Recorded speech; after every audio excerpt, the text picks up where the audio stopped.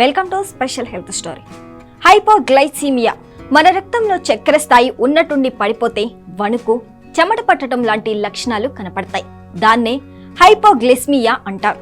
Sugar వ్యాధి లేకపోయినా వచ్చే ఈ సమస్యను తొలి దశలోనే గుర్తించడం చాలా అవసరం. దేహానికి ప్రధాన శక్తి వనరు అయిన చక్కెర స్థాయికి చాలా ప్రాధాన్యం ఉంది. డయాబెటీస్ చికిత్సకు సంబంధించి మనం సాధారణంగా హైపోగ్లైసీమియా అనే పదం వాడుతుంటాం. కానీ రక్తంలో చక్కెర నిల్వ పడిపోవటానికి జ్వరం లాంటి చాలా కారణాలున్నాయి. నిజానికి హైపోగ్లైసీమియా ఒక వ్యాధి కాదు, ఆరోగ్య సమస్యకు సూచన మాత్రమే. ఈ సమస్య లక్షణాలు కనబడగానే రక్తంలో చక్కెర నిల్వ పెరగటానికి వీలుగా చక్కెర ఎక్కువగా ఉండే ఆహారం తీసుకోవటమో మందులు వాడటమో చేస్తారు. మన దేహం మెదడు బాగా పనిచేయాలంటే నిరాఘాటంగా చక్కెర లేదా గ్లూకోజ్ వాటికి అందుతూ ఉండాలి. గ్లూకోజ్ స్థాయి బాగా తగ్గిపోతే హైపోగ్లైసీమియా వస్తుంది. దీని వలన గుండె కొట్టుకోవటంలో మార్పు, అలసట, చర్మం పాలిపోవటం, వణుకు, ఆతృత, ఆకలి, చెమట పట్టడం, చిరాకు లాంటి లక్షణాలు కనపడతాయి. అయితే హైపోగ్లైసీమియా పరిస్థితి మరింత క్షీణిస్తే అయోమయం, కంటి చూపు మందగించటం, స్పృహ కోల్పోవటం లాంటి లక్షణాలు కూడా కనపడవచ్చు.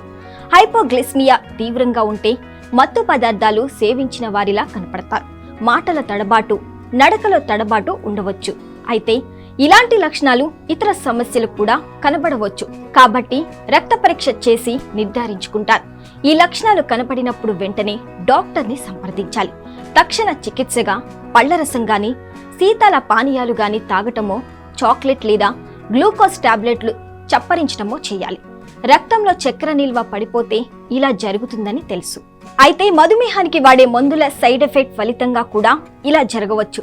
పొరపాటున ఇతరుల మధుమేహ మందులు వాడినా, ఎక్కువ మద్యం సేవించినా, తీవ్రమైన కాలేయం సమస్య వచ్చినా అది హైపోగ్లైసీమియాకు దారితీయవచ్చు. మామూలుగా అన్నం తినటం బాగా ఆలస్యమైనా, ఉపవాసం ఉన్నా హైపోగ్లైసీమియా రావటం సహజమే. అయినా ఒక్కోసారి అన్నం తిన్న తర్వాత రావచ్చు. పొట్టకు సర్జరీ జరిగిన వాళ్లలో ఇలాంటి సమస్య తలెత్తుతుంది. పదే పదే హైపోగ్లైసీమియా వస్తున్నా పట్టించుకోకపోతే అది స్పృహ తప్పటానికి, చావుకు సైతం దారితీయవచ్చు.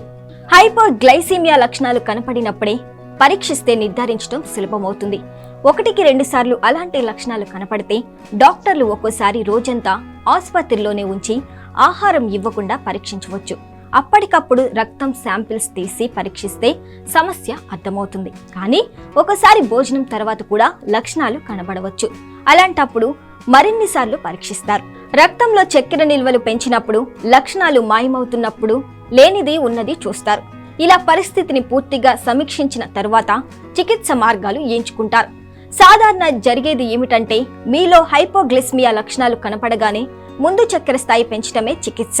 వేగంగా రక్తంలో కలిసిపోయే కార్బోహైడ్రేట్లు 15-20 గ్రాములు ఇస్తారు. సాధారణంగా చాక్లెట్, పళ్లరసం, శీతల పానీయాలు, గ్లూకోజ్ టాబ్లెట్స్ లాంటివి ఇస్తూ ఉంటారు. పావు గంట తర్వాత మళ్లీ చక్కెర నిల్వలు పరీక్షిస్తారు. పూర్తిగా మెరుగుపడకపోతే మరికొంత కార్బోహైడ్రేట్స్ ఇవ్వాలి. అలా పెంచుకుంటూ పోయి సాధారణ స్థితికి తీసుకొచ్చాక పూర్తి స్థాయి భోజనం తినవచ్చు. తరచూ ఈ సమస్య వస్తూ ఉంటే అప్పుడు చికిత్సా విధానాన్ని డాక్టర్ రూపొందిస్తారు. ఒకవేళ మీరు వాడుతున్న మందుల కారణంగా సమస్య తలెత్తునట్లు గ్రహిస్తే అప్పుడు మందులను మార్చి సూచిస్తారు. లేదా డోస్లో మార్పు చేయవచ్చు.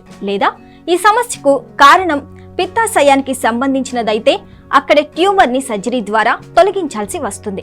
పరిస్థితి తీవ్రతను బట్టి పిత్తాశయంలో కొంత భాగాన్ని సైతం తొలగించవచ్చు. మీకు మధుమేహం అంటే డయాబెటీస్ ఉంటే డాక్టర్ చెప్పిన పద్ధతి ఖచ్చితంగా పాటించాలి. మందులు మార్చడానికి, తినే సమయాల మార్పిడికి, కొంత వ్యాయామాలు జోడించడానికి ముందుగా మీ డాక్టర్ని సంప్రదించాలి.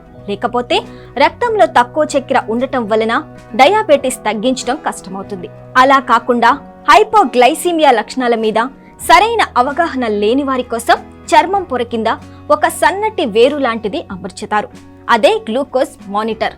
రక్తంలో చక్కెర నిల్వలు తగ్గినప్పుడు అది హెచ్చరిస్తుంది. మధుమేహం లేకపోయినా తరచూ ఈ సమస్య వస్తున్నప్పుడు కొద్దిగా ఆహారం తీసుకుంటూ ఉండటం ఒక తాత్కాలిక పరిష్కారం. అయితే దీర్ఘకాలం దీన్ని పాటించకూడదు.